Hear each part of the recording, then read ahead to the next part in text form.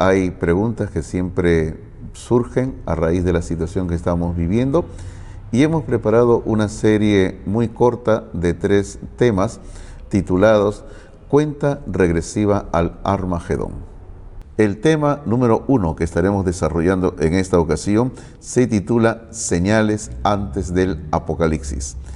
Definitivamente nosotros los seres humanos siempre tenemos una inquietud, un deseo de saber lo que está por suceder. Y cuánto mejor que nosotros como cristianos, o si aún usted no lo es, podamos acudir a la única fuente verídica para decirnos lo que va a ocurrir.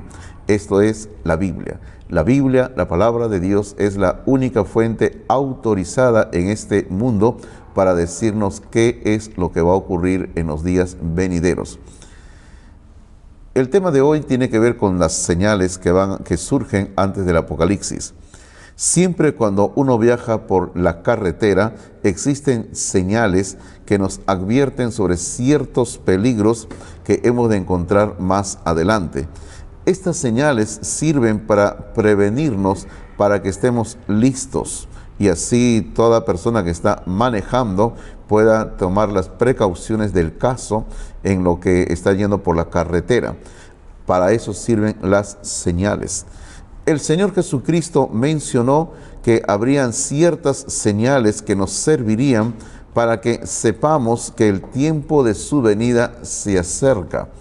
Así que si realmente queremos saber cuándo viene el Señor Jesucristo, tenemos que acudir a la Biblia para que encontremos esas señales.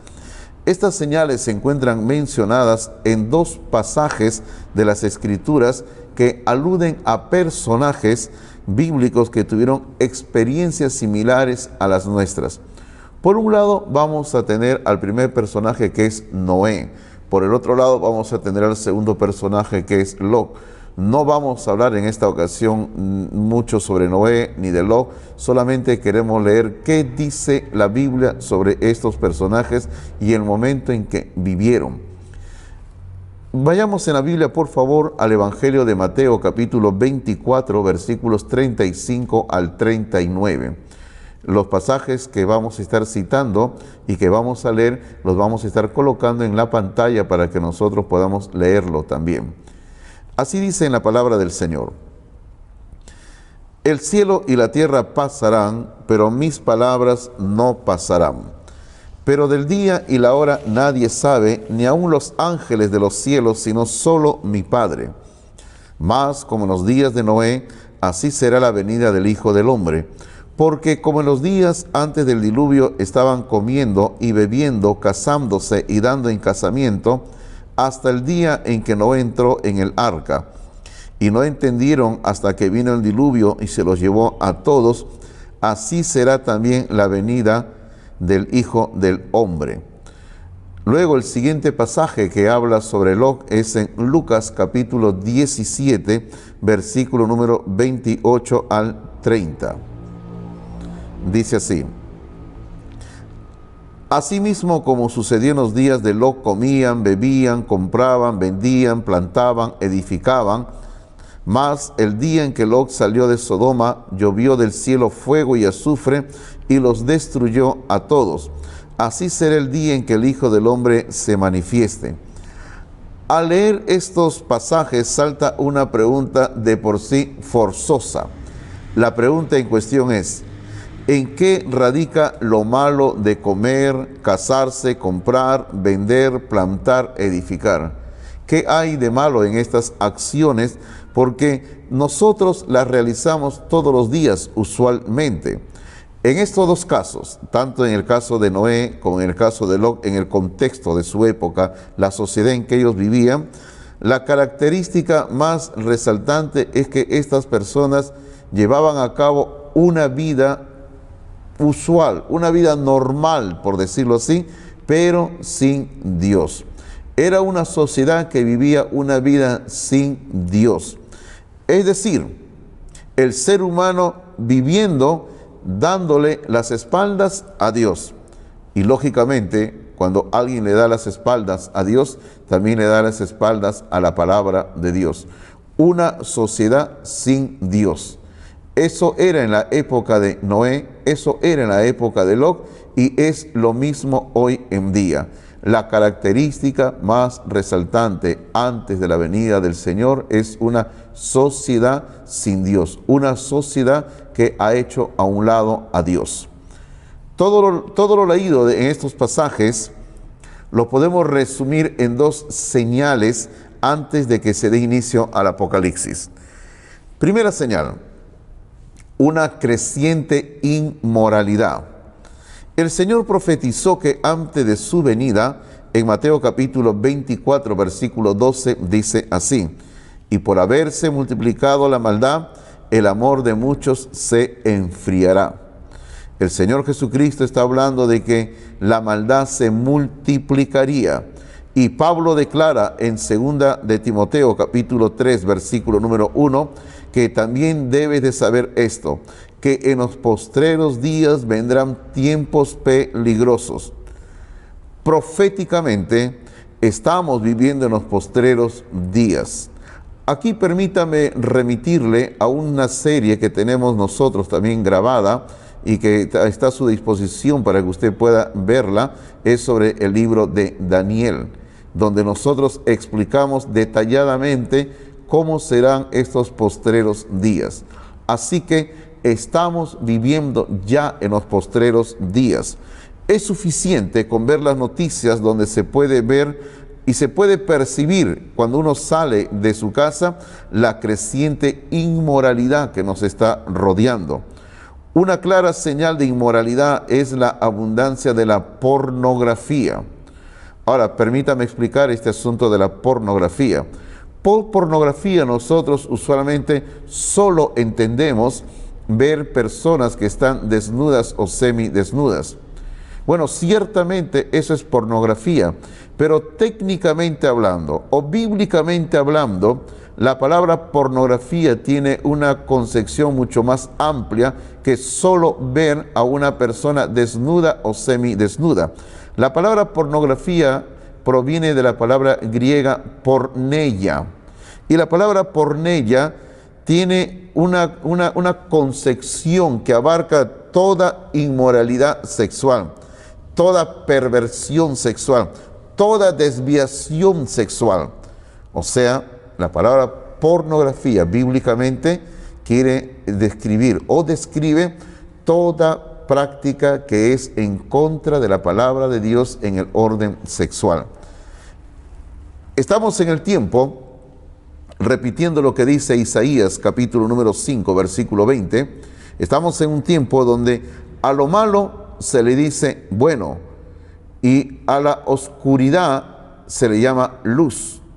Estamos en ese tiempo donde la gente a lo malo le dice bueno y a las cosas buenas le dicen malas.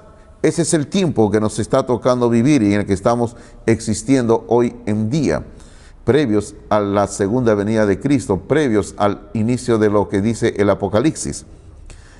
Hoy en día abundan 4 filosofías en nuestra sociedad y las mencionamos así de una manera rápida y breve. Filosofía número 1, la nueva moralidad. Esta filosofía en esencia afirma que no hay que seguir los viejos conceptos de la moral cristiana. Hay que vivir de acuerdo a la nueva moral hoy en día, es lo que dice esta filosofía. Filosofía número 2, la ética situacional. Esta filosofía dice, el momento en que uno se encuentra, el momento es el que decide si algo es bueno o malo. Hermano, esto es sumamente peligroso, porque si uno va a decidir en el momento qué es bueno, qué es malo, esto es grave. Esto quiere decir que hay una ausencia de patrones establecidos en la vida de la persona, en la conducta del ser humano. Y lógicamente esos patrones solamente provienen de la palabra de Dios. Filosofía número 3, el nuevo hedonismo. Este nuevo hedonismo sencillamente dice, vivamos al máximo, la vida es corta. Como cierta madre de la patria, usted recordará años atrás lo que decía, ¿verdad? Esta madre de la patria decía, vive la vida, no dejes que la vida te viva. Algo así, ese es el nuevo hedonismo. En la época de Pablo, esta misma filosofía la expresaban de esta manera: comamos y bebamos, porque mañana moriremos. Y Pablo lo repitió, esta filosofía, en 1 Corintios capítulo 15, versículo número 32. Y finalmente tenemos la filosofía número 4, la permisividad. Existen hoy en día muchas personas que proclaman por todo lugar donde ellos dicen que hoy en día no existen patrones absolutos, no existen principios absolutos. Todo es relativo, por lo cual todo nos está permitido. Muy parecido a una de las filosofías anteriores que estábamos viendo de la ética situacional, que sencillamente dice que la situación, lo que está ocurriendo en el momento, determina si algo es bueno o algo es malo. Y aquí, cuando se habla de la permisividad, está diciendo básicamente lo mismo. No existen patrones, no existen reglas. Uno hace lo que quiere en cualquier momento. Como usted puede entender, todas estas filosofías hoy en día se dan en nuestra sociedad y están proclamando básicamente una situación, una vivencia, al igual que en los días de Noé y al igual que en los días de Lot, una vida sin Dios, una vida donde, como dice en la Odisea, Apocalipsis capítulo número 3, Cristo está a las puertas, Cristo está fuera de la iglesia, tocando la puerta, y Cristo está diciendo: déjenme entrar, quiero entrar. Así hoy en día se está viviendo en este mundo. Al Señor Jesucristo se le ha desplazado, se le ha hecho fuera. Cierto escritor cristiano dijo, inclusive escribió un libro con este título: hoy es el tiempo de la segunda venida de Sodoma y Gomorra. Queridos hermanos, estamos en la época donde Sodoma y Gomorra, con su estilo de vida, se está imponiendo en nuestra sociedad. Estas ciudades, Sodoma y Gomorra, se caracterizaron por su inmoralidad sexual, la cual se manifestaba, lógicamente, en un libertinaje, el amor libre, relaciones sexuales ilícitas, convivencia, personas que podían convivir sin casarse, de acuerdo a sus propios criterios, pero no de acuerdo al criterio de Dios, que Dios ha establecido el matrimonio. Estas ciudades de Sodoma y Gomorra, si usted lee el texto bíblico en el relato del Génesis, usted va a encontrar que en estas ciudades se practicaba abiertamente la homosexualidad. Y la Biblia dice ahí que en estas ciudades todos, desde el más pequeño hasta el más grande, es decir, desde la persona más joven hasta la persona mucho mayor, todos practicaban la homosexualidad. Le quiero mencionar rápidamente 3 verdades bíblicas sobre la homosexualidad. Verdad número 1: la homosexualidad no es natural.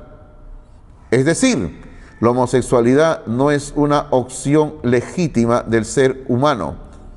La homosexualidad no es que uno nazca con esta tendencia. La homosexualidad es parte de la naturaleza pecaminosa del ser humano. Y esto nos lleva a la verdad número 2. La homosexualidad es un pecado.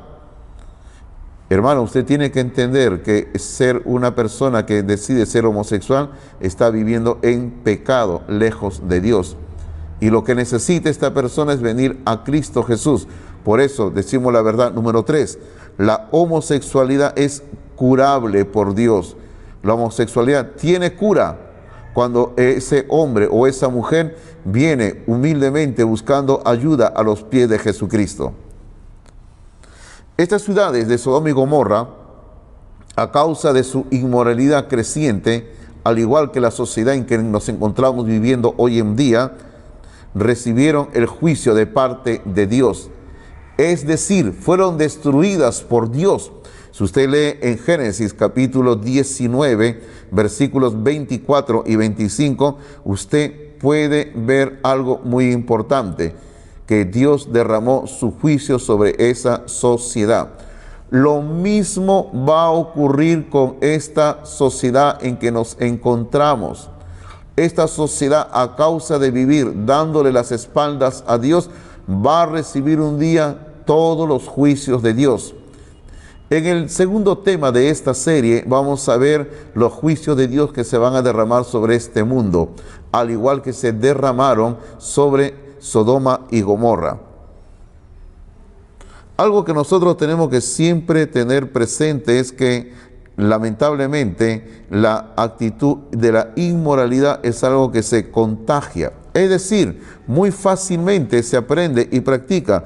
Es por eso que es necesario que nosotros como padres, como madres, enseñemos la palabra de Dios a nuestros hijos.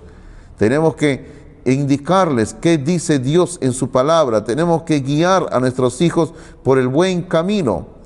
Pero también, tristemente, a causa de la inmoralidad que hoy en día se vive en nuestra sociedad, los creyentes somos abrumados por la inmoralidad creciente que existe hoy en día. Si usted lee en 2 de Pedro, capítulo 2, versículos 7 al 9, va a encontrar que Lot, viviendo dentro de estas ciudades de Sodoma y Gomorra, dice la Biblia que él era abrumado por la nefanda conducta de los sodomitas. Los verdaderos cristianos siempre nadamos en contra de la corriente de este mundo. Aun cuando este mundo nos quiera presentar como algo natural, vivir dándole las espaldas a Dios, nosotros los creyentes tenemos que vivir dentro de esta inmoralidad creciente, sometiéndonos a Dios y a su santa palabra, la Biblia. Así que esta primera señal tiene que ver con una creciente inmoralidad, con un aumento constante de una actitud anti Dios. Y nuestro deber es someternos a Dios, someternos a su palabra y aún nadar en contra de la corriente del sistema mundo. Ahora veamos la segunda señal que se va a dar antes del inicio del Apocalipsis. La segunda señal es una confusión espiritual. En el área religiosa también va a entrar confusión espiritual. El Señor Jesucristo dijo que antes de su venida habría un gran engaño religioso. En el libro de Mateo, capítulo 24, versículos 24 y 25, dice así: porque se levantarán falsos cristos y falsos profetas, y harán grandes señales y prodigios de tal manera que engañarán, si fuere posible, aún a los escogidos. Ya os lo he dicho antes. Este engaño religioso, según estos versículos, se manifiesta de tres formas. Primero, habrán falsos profetas. Segundo, habrán falsos mesías, es decir, falsos cristos. Y tercero, habrán falsos milagros. Toda esta situación se está presentando hoy en día, en esta época antes del Apocalipsis. Hay hombres y también mujeres que se presentan como si fueran profetas, profetizas de parte de Dios. Y lamentablemente, muchos cristianos, por no tener un discernimiento claro, un conocimiento claro de la palabra de Dios, caen en las garras de estos falsos profetas, de estas falsas profetizas.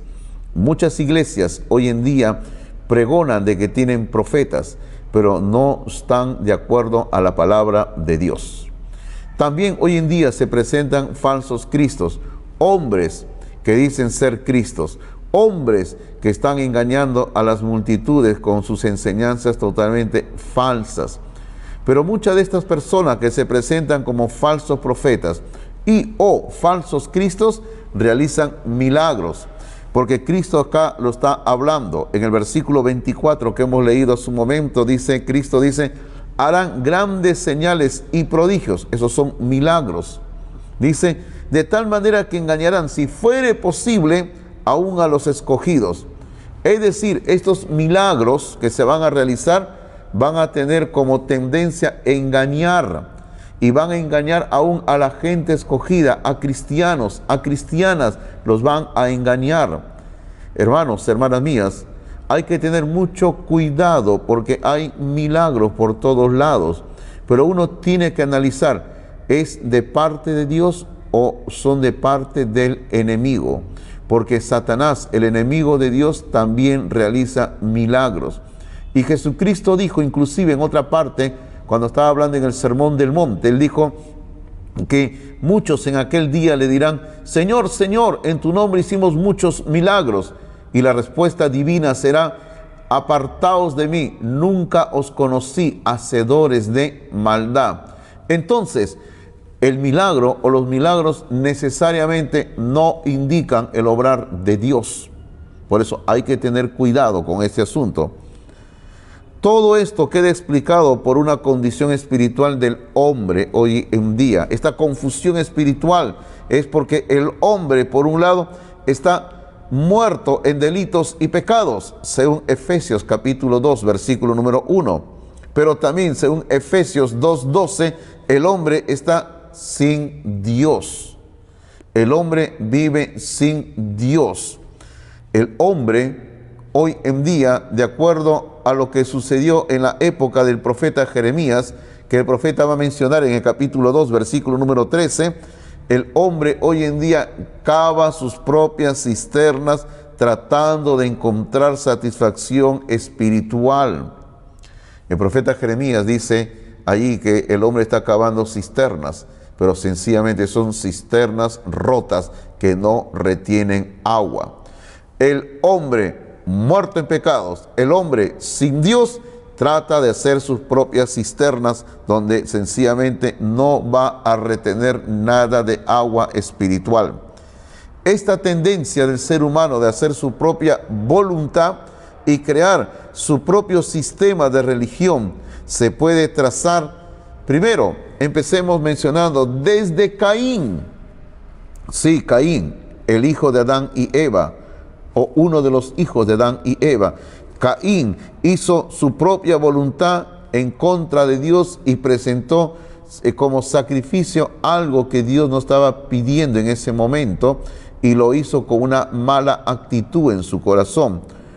De ahí podemos pasar a la Torre de Babel, porque en el tiempo que se construyó la Torre de Babel, ya se estaba también comenzando a formar lo que luego llegaría a ser la Gran Babilonia, la ciudad de Babilonia, el imperio de Babilonia.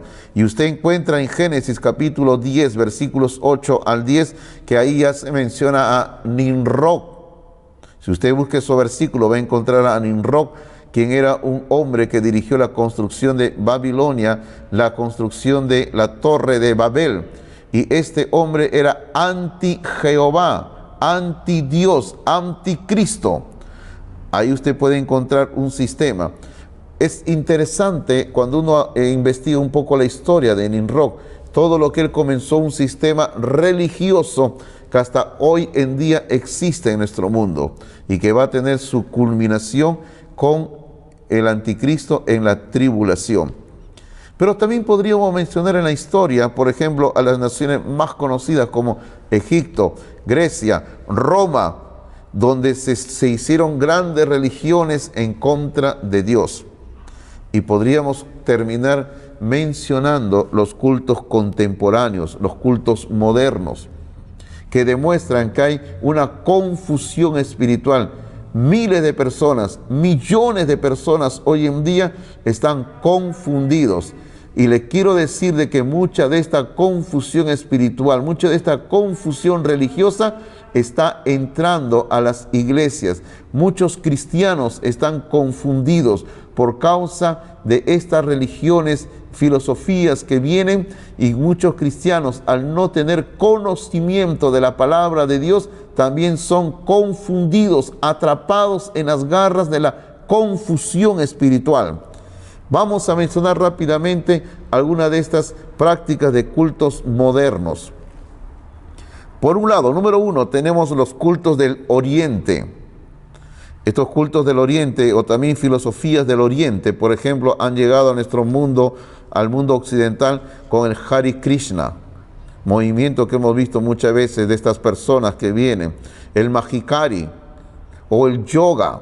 El yoga es una meditación trascendental que algunas personas piensan que es algo inofensivo, pero es una filosofía, una práctica totalmente en contra de Dios, donde la persona tiene por objeto la autorrealización. La persona busca que llegar a un clímax lejos de Dios, sin Dios. En el yoga sencillamente se dice así: todos somos dioses. Es la antigua mentira de la serpiente en el huerto del Edén. Seguimos mencionando ahora el culto moderno número 2. Tenemos las sectas. Entre las sectas tenemos, por ejemplo, por un lado, lo que más abunda en nuestra sociedad peruana es los testigos de Jehová, que niegan a la persona del Espíritu Santo. Tenemos a los mormones, donde ellos siempre proclaman de una nueva revelación y un testamento para América, el libro de Mormón, lógicamente ellos dicen así. Tenemos por otro lado los israelitas, que es una secta peruana, donde un hombre, Ataucusi, se presentó a sí mismo como el Hijo del Hombre. Cuando este hombre, antes de morir, él dijo de que iba a resucitar al tercer día. La gente que le seguía se sentaron a esperar la resurrección de este hombre. Lógicamente nunca ocurrió, pero sus seguidores explicaron de que era una resurrección espiritual, no física. Y podríamos seguir mencionando más sectas que enseñan cosas extrañas. Permítame mencionar también a los adventistas.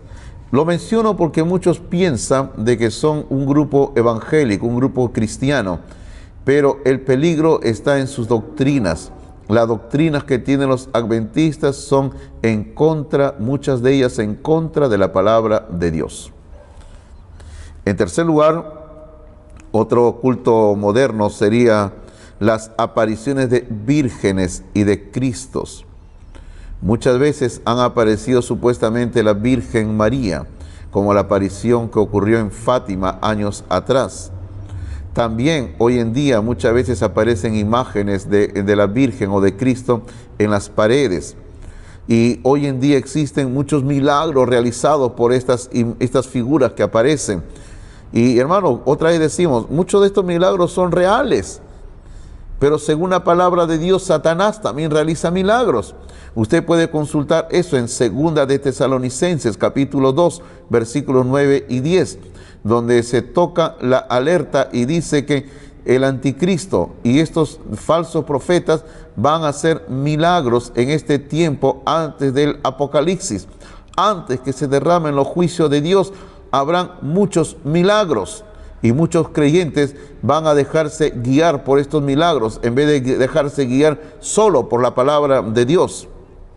Pero también tenemos por otro lado hoy en día el ecumenismo o sincretismo religioso. El principal postulado de esto es que todos somos iguales y adoramos al mismo Dios. Se busca la unión de todas las religiones, cristianas y no cristianas. Por ejemplo, la Iglesia Católica Romana acepta que en el budismo, sí, como usted lo oye, en el budismo y en el hinduismo está la presencia de Dios. Yo no entiendo cómo se puede decir que en el budismo o en el hinduismo está la presencia de Dios, cuando estos dos sistemas religiosos, budismo e hinduismo, son sistemas totalmente anti-Dios, en contra de Dios. Luego tenemos el movimiento número 5, que es el panteísmo. Este movimiento del panteísmo, aunque nos llame la atención, hoy en día se está popularizando mucho con algunos nombres totalmente falsos que tratan de engañar a las personas. Por ejemplo, se habla de la madre tierra, o a la tierra también se le llama la madre naturaleza. Se considera a la tierra y a la naturaleza como seres vivos y llegan a ver a la naturaleza y a la tierra como puntos de adoración. Hay gente que hoy en día se dedica a adorar, por ejemplo, al agua, a las plantas, la tierra, las montañas. Ese es panteísmo y hay mucha gente que lo hace. Hacen retiros espirituales para dedicarse a adorar estas cosas. Finalmente vamos a mencionar algo que también está engañando a muchas personas en el ambiente religioso y es el chamanismo. El chamanismo es la antigua brujería resurgiendo en estos tiempos. Los espiritistas practican algo de lo que se denomina el chamanismo. Grupos pseudo evangélicos que hay hoy en día, que en la televisión, en la radio se presentan haciendo actividades religiosas donde las personas tienen que someterse a ciertos ritos que no encuentran base, sustento en la Biblia. Por ejemplo, hay un grupo religioso en nuestro medio que habla acerca de que los cristianos tienen que pasar un santo rocío de la ruda, le llaman así, que los cristianos tienen que llevar a sus casas agua bendita, que los cristianos tienen que llevar una rosa bendita y que aún tienen que pasar el baño de la sal. Yo no encuentro nada de esto en la Biblia y muchos cristianos andan creyendo en estas cosas, andan teniendo supersticiones, creencias, pero no en base a la Biblia. Eso es lo que está ocurriendo hoy en día antes del Apocalipsis. Eso es una señal antes del Apocalipsis. Eso es confusión espiritual, que personas no saben hacia dónde dirigirse. Esta confusión espiritual ya estaba profetizada en la palabra de Dios.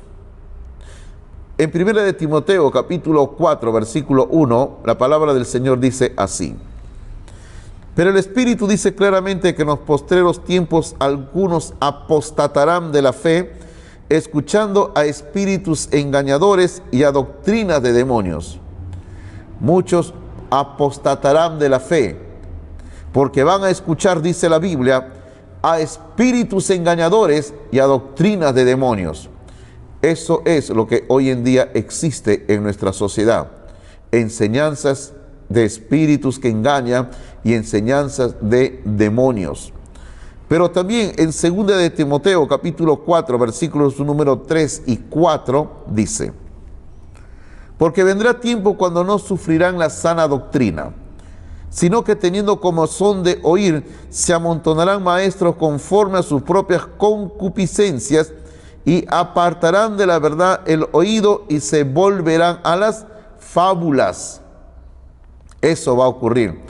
Personas ya no van a querer escuchar más qué dice la Biblia. Se van a aburrir, van a estar hastiados de escuchar la Biblia y se van a volver, dice, teniendo comezón de oír, dice, se van a volver a las fábulas, a cualquier cuento, a cualquier historia, a cualquier supuesta revelación de parte de Dios, pero no quieren oír la palabra de Dios. Y tristemente es decir, existen muchos cristianos, muchas cristianas así hoy en día. Mucha gente en nuestra sociedad está confundida espiritualmente. Y podríamos citar también, por ejemplo, lo que dice 2 de Pedro, capítulos 2 y 3, y también la epístola de Judas, donde se hace una clara llamada de alerta que viene confusión espiritual, viene confusión espiritual. En estos pasajes que acabamos de leer de Timoteo, se nos presenta, primero, un mundo en caos espiritual que está siendo preparado para aceptar al anticristo. Es por eso que estamos hablando que esta es una señal antes del Apocalipsis. Este caos espiritual, que hoy en día es un caos espiritual creciente, es un caos espiritual reinante, está preparando a nuestro mundo para la venida del anticristo. Y según el Apocalipsis, capítulo número 6, cuando se abran los sellos, el primer sello, que es el anticristo que viene montado en un caballo blanco, el anticristo se presentará como un príncipe de paz en imitación a Jesucristo. Y la población mundial lo va a recibir con los brazos abiertos, porque se va a presentar como un hombre que va a traer tranquilidad y paz que el mundo necesita. Pero también en los pasajes que hemos leído de Timoteo se nos presenta de que muchos cristianos se apartarán de la verdad. Eso es la apostasía y están siendo utilizados por Satanás. Estos cristianos que se apartan de la verdad son utilizados por Satanás para introducir en la iglesia del Señor falsas enseñanzas. Estos cristianos son como un caballo de Troya. Usted recuerda la historia del caballo de Troya, que introdujeron en la ciudad de Troya a guerreros que estaban escondidos, que luego destruyeron la ciudad. Así están actuando estos cristianos, están introduciendo en la iglesia su confusión espiritual y están metiendo falsas enseñanzas y falsas prácticas. Satanás siempre ha tenido ese mismo objetivo contra la iglesia del Señor. Mire usted lo que dice en 2 de Corintios capítulo 11 versículos 3 y 4. Dice así, versículo 3: pero temo que como la serpiente con su astucia engañó a Eva, vuestros sentidos sean de alguna manera extraviados de la sincera fidelidad a Cristo. El contexto: Satanás, la serpiente, engañando a Eva. Y Pablo dice en este versículo que así como Satanás engañó a Eva, también a la iglesia de Corinto, a nosotros hoy en día, Satanás intenta hacer lo mismo, engañarnos. ¿Y cuál es la estrategia en este tiempo y en la época de Pablo? Sigue siendo lo mismo.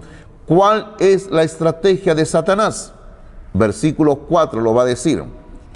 Porque si viene alguno predicando a otro Jesús que el que os hemos predicado, o si recibís otro espíritu que el que hemos recibido, u otro evangelio que el que habéis aceptado, bien lo toleráis. En este versículo 4 está la estrategia de Satanás. La estrategia de Satanás es, primero, presentarnos a otro Jesús. Segundo, que nosotros recibamos a otro espíritu. Tercero, que aceptemos otro evangelio. Esa es la estrategia de Satanás. Usted lo ve en el versículo número 4, márquelo si es posible, resáltelo. Otro Jesús, otro espíritu, otro evangelio. Y esto trae lógicamente confusión espiritual en la vida de creyentes y en la vida de iglesias también. Ante toda esta situación descrita de una creciente inmoralidad como una primera señal antes del Apocalipsis, y también ahora un aumento constante de confusión espiritual, nosotros los creyentes tenemos que volvernos a lo básico. ¿Y qué es lo básico? Lo básico es lo sencillo. Y lo sencillo es volvernos siempre a la palabra de Dios, a la Biblia. Hay que examinarlo todo, tomando como norma en nuestra vida a la Biblia, a la palabra de Dios. El apóstol Pablo dice en 2 de Timoteo capítulo 3, versículos 13 al 17, dice así: mas los malos hombres y los engañadores irán de mal en peor, engañando y siendo engañados. Pero persiste tú en lo que has aprendido y te persuadiste sabiendo de quién has aprendido, y que desde la niñez has sabido las sagradas escrituras, las cuales te pueden hacer sabio para la salvación por la fe que es en Cristo Jesús. Toda la escritura es inspirada por Dios y útil para enseñar, para redarguir, para corregir, para instruir en justicia, a fin de que el hombre de Dios sea perfecto, enteramente preparado para toda buena obra. Aquí está. Lo único que podía salvar, por decirlo así, a Timoteo era la palabra de Dios. Porque solo la palabra de Dios, como Pablo dice aquí, solo la palabra de Dios, al ser inspirada, nos puede preparar para ser personas maduras espiritualmente. Y Timoteo había aprendido la palabra de Dios desde niño. Ahí está la importancia también, por un lado, que nosotros como padres cristianos, madres cristianas, enseñemos la palabra a nuestros hijos. Pero hoy en día, cada uno de nosotros, como hombres de Dios, como mujeres de Dios, tenemos que volvernos siempre a la palabra de Dios. Y ahí diría, ¿por qué a la palabra de Dios? Porque Pedro dice en su segunda epístola, en el capítulo 1, versículos 19 al 21, dice así: observe usted cómo o con qué se compara a la Biblia. Dice: tenemos también la palabra profética más segura, la cual hacéis bien en estar atentos, como a una antorcha que alumbra en lugar oscuro. Ahí está la razón básica. Porque la Biblia es como una antorcha que alumbra en lugar oscuro. Ese lugar oscuro hoy en día es la sociedad que está oscura, sin Dios, no hay luz, hay tinieblas nada más. Y en esta sociedad que está oscura espiritualmente, necesitamos urgentemente tomar a la Biblia en nuestras vidas, poner la Biblia en nuestros corazones, predicar la Biblia, porque la Biblia es como una antorcha que alumbra en lugar oscuro. Y dice: ¿hasta cuándo? El versículo 19 dice: hasta que el día esclarezca y el lucero de la mañana salga en vuestros corazones. Es decir, hasta la segunda venida de Cristo. El creyente tiene que mantenerse firme con la palabra de Dios. Y el versículo 20 y 21 nos van a indicar sobre cómo acercarnos a la Biblia, cómo considerar a la Biblia. Versículo 20 dice: entendiendo primero esto, que ninguna profecía de la Escritura es de interpretación privada, porque nunca la profecía fue traída por voluntad humana, sino que los santos hombres de Dios hablaron siendo inspirados por el Espíritu Santo. ¿Qué quiere decir aquí cuando habla de que la Escritura no es de interpretación privada? No está diciendo de que usted no puede estudiar la Biblia en forma privada, eso no. Está diciendo de que cada versículo de la Biblia, usted no lo puede interpretar ese versículo aislado solo de los demás versículos. Es decir, cada palabra de la Biblia, cada versículo de la Biblia se tiene que entender dentro del contexto general de las Escrituras. Es por eso que Pedro aquí está hablando de la inspiración total de la Biblia. Es como decir, la Biblia tiene un solo autor, es Dios, el Espíritu Santo de Dios.